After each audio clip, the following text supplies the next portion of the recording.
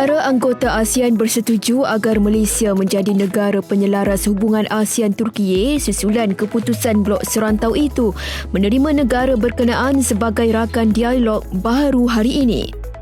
Menteri Luar Datuk Seri Muhammad Hassan berkata kedua-dua keputusan itu dicapai dalam sesi pleno bersempena dengan mesyuarat Menteri-Menteri Luar Negeri ASEAN AMM ke-59 dan pasca persidangan Menteri-Menteri serta mesyuarat-mesyuarat berkaitan di Manila. Dan kita juga berbincang berkenaan dengan keadaan di mana Turki telah pun diterima semasa di Malaysia menjadi pengerusi ASEAN, tetapi ketua-ketua negara ASEAN meminta supaya di peringkat sekretariat dan juga peringkat menteri-menteri luar dan juga peringkat kepegawaian untuk meneliti kita ada moratorium kerana kita meletakkan syarat-syarat yang ketat untuk kita menerima kemasukan negara-negara sebagai ahli baru sebagai rakan dialog. Jadi kita telah pun buat dan semua negara bersetuju dengan kriteria yang terletakkan.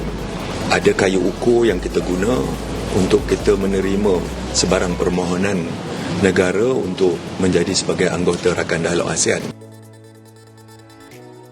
Beliau berkata demikian kepada Bernama selepas menghadiri sesi pleno bersempena dengan AMM ke-59 di Manila.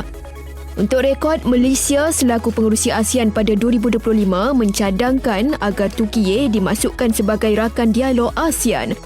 Sementara itu, Muhammad berkata pada sesi pleno itu ASEAN juga bersetuju untuk menerima United Kingdom sebagai negara anggota Forum Serantau ASEAN ARF yang baharu.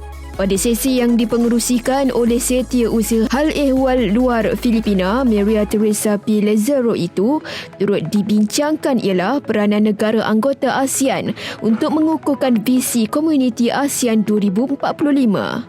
Dalam sidang pleno tadi kita bercakap tentang peranan ASEAN untuk kita mengukuhkan kita punya visi Komuniti ASEAN 2045 di mana Setiausaha Agung ASEAN telah pun membentangkan status terkini berkenaan dengan perkembangan berkenaan visi ASEAN 2045.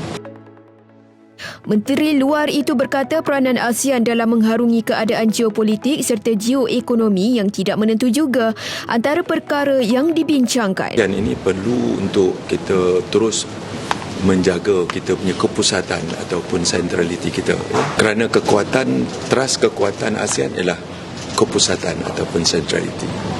Kita tidak mahu ada usaha-usaha yang dilakukan untuk memecahkan sentraliti ASEAN itu.